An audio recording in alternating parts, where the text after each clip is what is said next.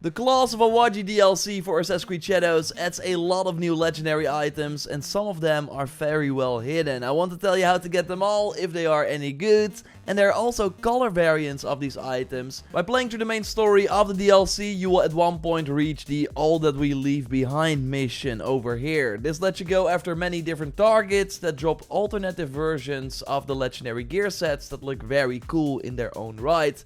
Yes, including the green mask and outfit. The perks are not that great, but you can of course apply the look via transmog. There's also a silver version of Yasuke's fish kill outfit that looks great too. And there's an alternative version of the fisherman armor set and another variant of the bowmaster outfit.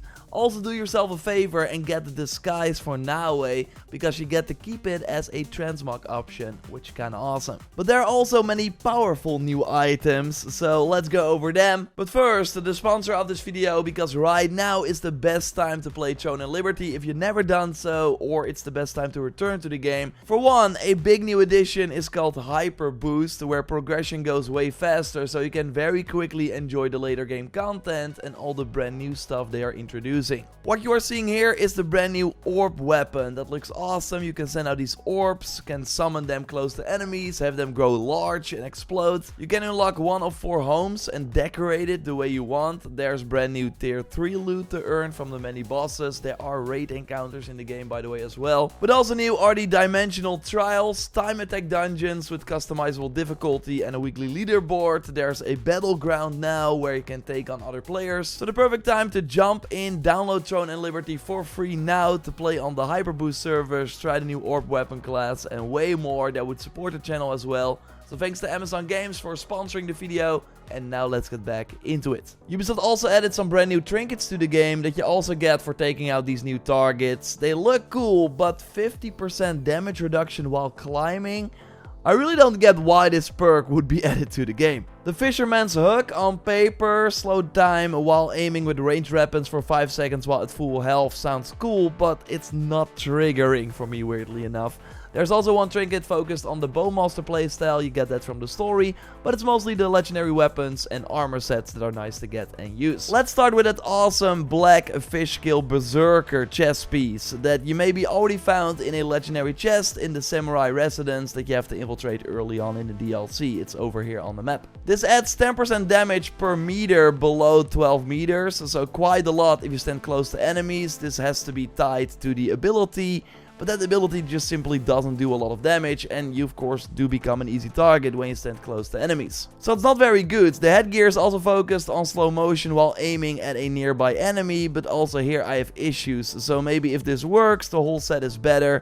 Still though, nice to get, of course. You find this headpiece in a legendary chest over here on the map in a restricted area. For now, you can get the Bowmaster outfit already relatively early in the DLC if you know where to look. The chest piece is a reward for taking out all the Samurai Daisho in the Yura castle that you find over here. This one gives 50% extra damage while full health. Really powerful actually.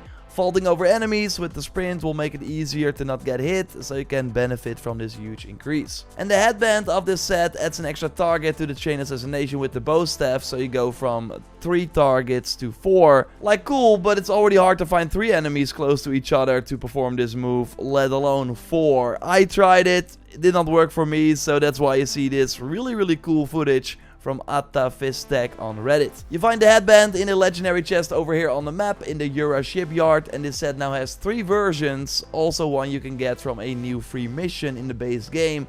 Thought to check out that video going over the new items that Ubisoft recently added. If you haven't already, I will link to it at the end of this one. And of course, be sure to like this video and subscribe if you haven't already. So in the Yura shipyard, you also find a side quest that I don't want to spoil, but from this you get a brand new Naginata for Yasuke. This gives 15% damage for 3 seconds after parrying up to 30%. It's not really nice to use it for parrying. It's especially nice for the new Hurricane Stance ability, because by simply spinning your weapon around, you are instantly parrying incoming attacks, so should get the damage increase. Now I tried the can parry unblockable attacks in combination with this ability, but that sadly does not work. So you still have to watch out for these red glowing attacks, but you can dodge out of the way. Other weapons for Yasuke are also linked to the new abilities that are exclusive in Claws of Awaji, as with the Heron's Flight you increase the wind/charge speed by 25%.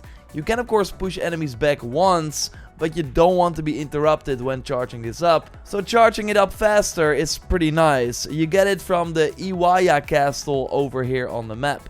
From the first castle you see in the DLC, you get the Crimson Calbos, that's the one over here. I never love low health damage bonuses, so while 50% is of course quite a lot of extra damage, you are mostly full health with a bow, so it's not very good. But I do like the new Teppo that you get from one of the DLC story targets. It for one looks very cool, and the perk is very unique as bullets build up 35% poison affliction. So you can combine that with either the blood and daze bullets and build it up at the same time. But normally 3 shots are required to apply the poison effect, so then the enemy takes damage over time. But if you actually apply the shoot multiple bullets in a single shot engraving from the Dark Bus Teppo on this rifle, then you can apply the poison in 2 shots, or I'm now even applying it in 1, which is very satisfying because then 1 shot means that an enemy dies from the damage over time. Of course depending on the enemy, but it's very cool. The other ammo types though are sadly not instantly applied. From another DLC main story target, you get the Bone Shaker cannon bow that I think also looks awesome, but the alternate combo ender knocks down large and armored enemies perk is too situational because it only works on these targets. Plus you do need to do a full combo on them, which is pretty hard, and then switch to a heavy combo to knock them down. You can then mostly finish them off, but it's still not amazing. Naoe also gets a new legendary weapon per weapon type, and most of them are really good. I love the Last Resort Tento, where hitting enemies with 3 posture attacks within 10 seconds applies bleed.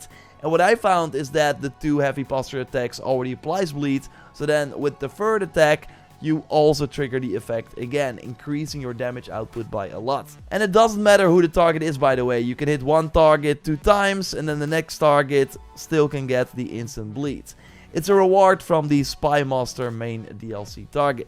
You can also get this katana where counter attacks heal 10% health, so basically the perfect parries that with the katana also work against red glowing attacks heal you. Like, even if you don't like using katanas, having this in the offhand to get health back might be great. You get this from finishing the DLC's story. But yeah, Claws of Awaji is of course also where Naoe gets 2 new legendary bow staffs. So one is from very early in the DLC if you just follow the main story, and the other one is from a legendary chest that you find over here on the map. This equality bow is interesting because it works with the perfect flow skill from the Mastery tree, where if you press the attack button when your staff glows, you deal more damage and get adrenaline back. And now with this equality staff, you also have this sort of tornado around you, pushing enemies back and damaging them as well. So pretty good if you want to play around with this. So the best idea is to put the perks from the equality bow on the bow from your mother, because that one has the better stats for the bow staff playstyle. But there's also one linked to the warrior targets that spawn in the world after causing chaos,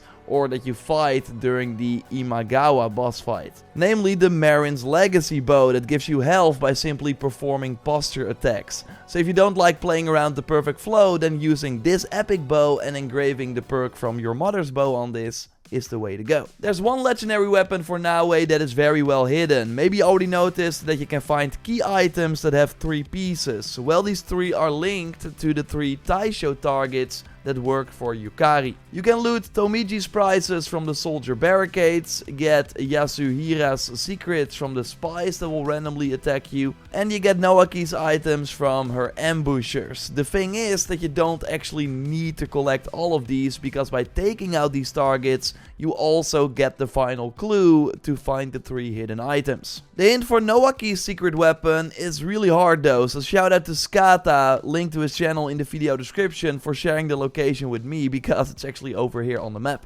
Smart to go from this story gate and then simply go left, and then you will reach this beautiful location to then find this pretty cool looking Kusarigama here. It has an interesting perk because after a rush assassination you slow down time, but it's sadly not that good. I had once that because of the slow time effect I could chain to another target before they were alerted, but often you slow time before the inevitable fight starts, so it's not really worth it. The Master Fisherman's helmet is in a different location depending on the season. Yura Castle during winter and summer, and that would be over here on the map in the stable. Look for something higher up. And in Sumoto Castle in the spring and autumn, over here on the map, you also need to find a key to open these locations. It's over here in Sumoto Castle, and then you can open the storage room and get the loot. The perk on this one is interesting. Avoid death, but lose health until killing an enemy. So you basically get a second chance after dying if you take out a target really quickly. It's a fun idea, but against the more armored targets, it can be really hard to do this in time. And if you get hit during this window, you have even less time to kill someone.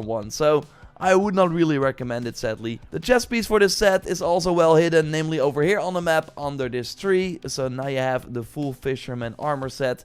This gives 25% damage reduction when surrounded by 4 or more enemies. There are totally situations in the DLC where this happens, but overall I think there are better defensive perks that can trigger more often, so also here I would not really recommend it. Naoe also has another armor set, but you cannot miss this one. Totally my favorite new look for this DLC. With the headpiece you get a 30% damage reduction for 5 seconds on a kill, which is meh, and with the chest piece you also avoid death but lose health until killing an enemy. So similar to Yasuke, but a nice tactic you can do with Naoe is use the hidden hand to instantly take out an enemy and then stay alive. The problem is, however, and I don't think this is the case for Yasuke, the perk removes Naoe her failsafe. So here, for example, I get hit by this brute and instantly go into the second chance mode, while without the armor equipped, I actually stay alive, because there's always this failsafe to make sure you don't instantly die from one hit. So I hope they don't remove that when you have this chest piece equipped, because that would actually make this armor set way better. We'll keep you posted here if they change that. You get this, by the way, from finishing the DLC story. Totally check my video on a free quest that was added with the recent update and other items you want to get for a limited time.